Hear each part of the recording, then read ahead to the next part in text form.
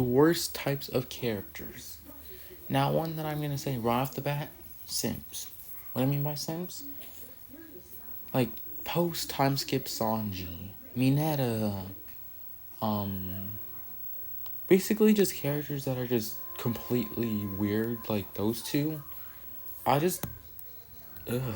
When looking at any form of media, you'll usually find at least one character that follows a certain character trope. For those who don't know what a character trope is, it's essentially a trait that is easily recognizable that defines the character. For example, we've all seen character tropes like the Chosen One, the Mad Scientist, the Jokester, etc. However, these character tropes are not created equally. Some are overdone and get stale, some just feel useless, and some are just extremely unlikable. And in today's video, I'm going to talk about— Oh, bro, I hate the useless, like, I hate that one useless character, because, like, they hype, because, like, they make her, like, they make her have some, like, epic thing or whatever, but she's not even that useful in the story.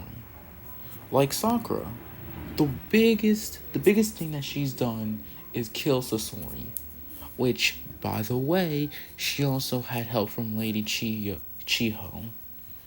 So that wasn't even my least favorite ones, even though a lot of them are my favorite characters in their respective series. Also, there won't be manga Yep, I saw Sanji. spoilers, but there will be anime spoilers, so beware. First off, we're going to talk about the pathetic character, but we might as well call these guys punching bags. Ooh, pathetic character. Besides, obviously, Takemichi, what are some other pathetic characters that I can name off the top of my head? No, not Usopp. Usopp's actually relatively good. I don't remember any from Black Clover. Oh, there's like one anime character I know that's always running, not Zenitsu. Dang it, I can't remember it. God damn it. Because they're practically the same thing. There are a couple characters that come to mind when I think about someone who's outright pathetic. Jerry from Rick and Morty, this bum. These guys are just spineless characters who never really— Oh yeah, I remember, bro, for my video. Jeez, that was like, I posted that like, what, 2 months ago? Jesus Christ. Oh, by the way, I'll probably explain in a later video when everything's settled down why I haven't been uploading for a month. I'm probably also going to be uploading a lot more now. And also, even though I sound like completely casual, like, I can't lie, it's a little awkward being in front of a camera talking after a month of not doing this. Like, you guys think that I've, like, tried recording videos at all for the last month? No. I haven't even pressed screen record. stand up for themselves. They make stupid decisions that make me angry, and they just start whining afterwards. But I really want to highlight one specific bum of a character, Takemichi from Tokyo Revengers. I am not hearing anybody out on, you don't understand his character. I have so many words I can use to describe this guy, but for now, we'll just say he's useless. When season 1 was coming out, I was on the hype train. I was seeing Takemichi getting beat up at first by older students, and I was like, fuck. Yeah, cause like, you know how like sometimes anime be, like in the first few episodes, the main character might be getting their butts completely demolished. Like they might get their butt played with in season 1, but the minute season 2 drops, they absolutely be menaces. Fine, that's understandable. Maybe he'll get better as time goes on and get some dubs. I was clearly wrong. A majority of the time, this guy's just getting his face broken in. But you know, not every MC needs to be a fighter. We don't need to have ooga booga me punch hard every single time. Lelouch is a great example of that. He uses his Right. We don't always need an anime character that's always just like, oh, punch, you die. Like Lelouch, exactly.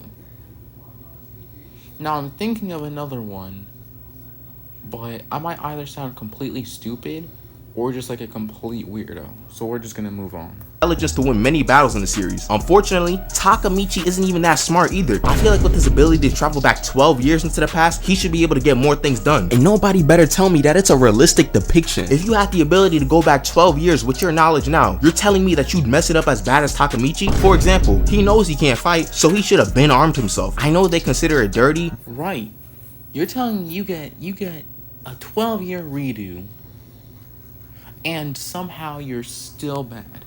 And if I remember, and if I have all my memories, no. First of all, I work out, so I'm not even gonna be close to being as weak as Takamichi. Two, go back in time. If I still work out and I'm always carrying a strap, because if we got people jumping me, you think I'm about to fight with these hands? No, I'm about to fight with these hands on this Glock, boy.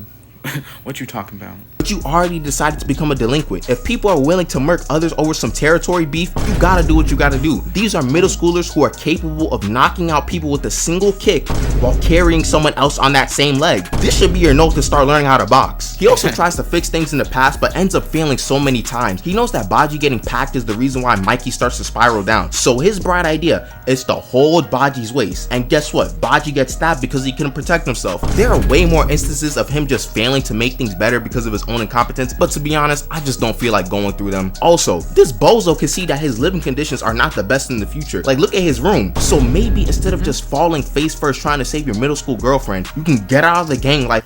That's true. Like, I get it. Oh, she's my first... Like, oh, like, I get it. Oh, I love her. But still, like... You're telling me that you'd rather go back in time just to save some girl that you dated in middle school than get your bread up, get that workout on.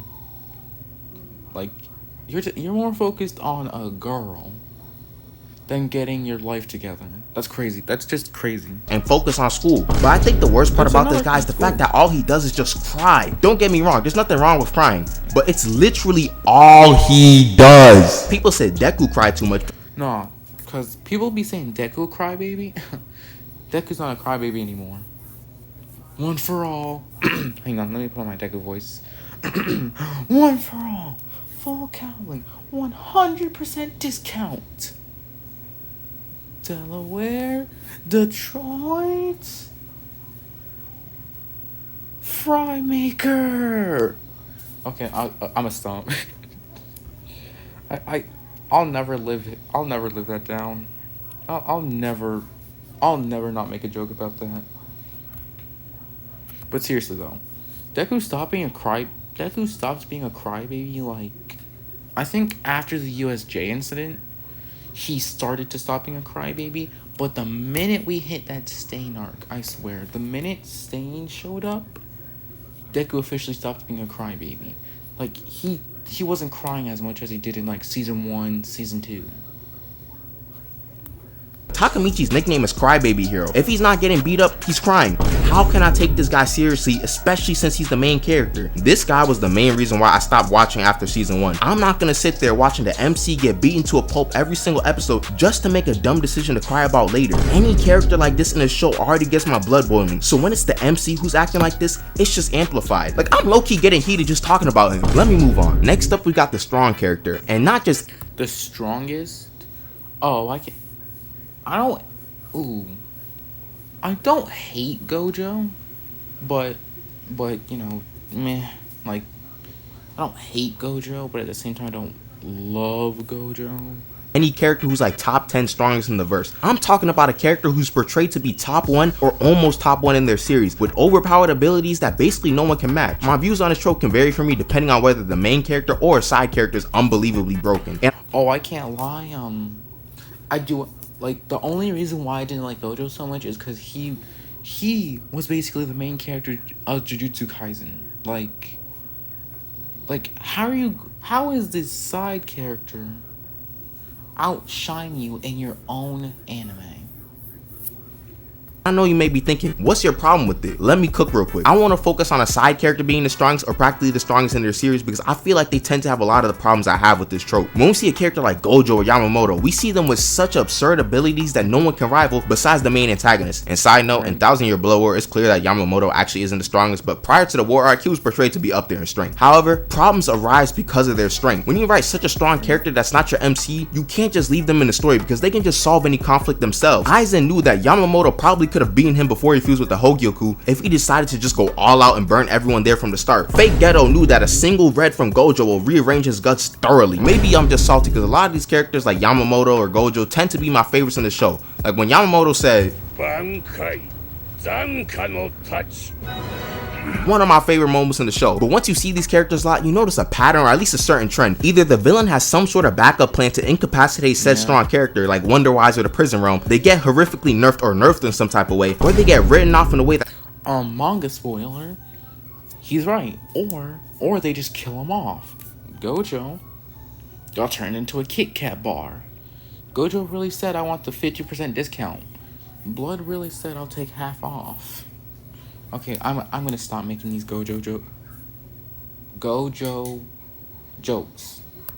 seems a bit scuffed. Now I know I said I'm mainly focusing on the side characters who are extremely strong, but an antagonist like Madara is a good example of what happens to overpowered characters. It was made quite clear who was the top guy during the war arc, and that guy was Madara. He was embarrassing all 5 Kages with ease, and then they gave him a 10 tails power up on top of that. He was so outrageously strong that even the author Kishimoto jokingly mentioned that he may have made Madara too strong, and that's likely the reason why we got Black Zetsu. So unless the MC is showing insane progress and just power clips the strongest character, you always know that the strongest character is probably gonna have to get shelved for a little bit. The trope doesn't remove how much I enjoy. He said shelved for a little bit. Gojo's been shelved for life. Okay, I'm actually gonna stop before some Gojo fangirls start whining in my comments. The character, Yamamoto, Madara, Gojo, they'll always be GOATs in my heart. But having that looming feeling knowing that one of your favorites has to be nerfed or shelved to allow the story to have some sort of conflict can be a bit annoying. Okay, I did say it stopped. Also, you gotta listen to people calling them frauds because they had to get sealed or something. No, because Gojo is a fraud. Literally, whenever Gojo's on screen or on page, he's always saying like, "I'm the strongest. No one can beat me."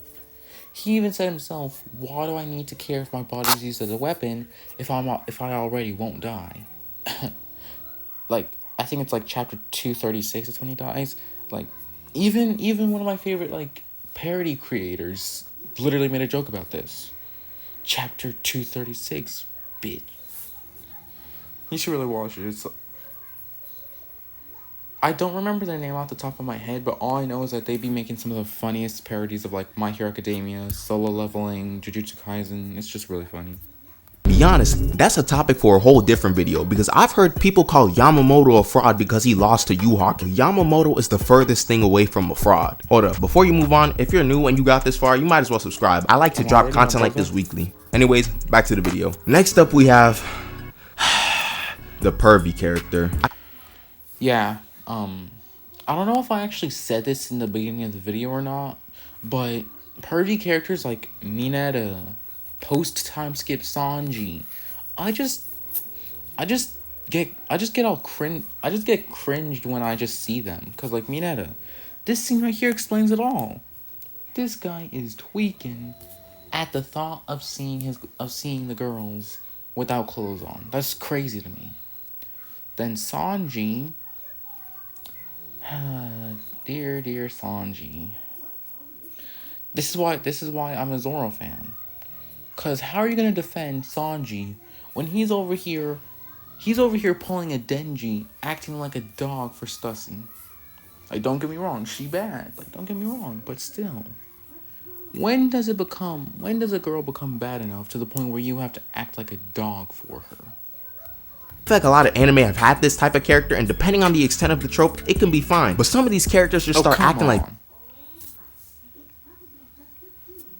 Okay, this is also partially MHA's fault. But what was I gonna say? Damn it, can't remember it. Yeah, I'm just gonna move on. Pure degenerate and do nothing else in the story. And let me be honest with y'all real quick. It's hard being a Sanji fan sometimes. You know, I already got to listen to Zoro fans chatting about Sanji being 4th on the crew or saying that he's worse than Zoro. And you know, I can typically sleep well at night knowing that Sanji is still one of the best written characters in terms of development and backstory. Then, someone reminds me of Fishman Island. And every good thing I was just thinking about gets... Oh boy, Fishman Island, brother. Eviscerated instantly. Being written out of the story because you were that excited is ridiculous. Your nose was really bleeding that much because of some mermaids. If Fishman Island was getting released in 2023, the amount of slander Sanji fans would go through would be outrageous. They might just get ostracized from the community, who knows? To be honest, any scene when Sanji is just like, name one clip that you can genuinely like bash Zoro fans for. Cause like most of the like popular Zoro scenes are cool. Like the nothing happened, or him demolishing King. Being over Nami or Robin can get a bit extra at times too. I like the chivalry aspect of his character, but when every 5 seconds Sanji has hard eyes and panting like a dog because he saw a woman, you can start to understand why this trope is so unpopular. I guess Oda had to nerf his character somehow. I feel like there's low-key a spectrum when it comes to these types of characters. On the lower end, you got someone like Toto, who's not even really a pervy character. He just be asking you about your type of woman for some reason. Yeah. What's your type of woman?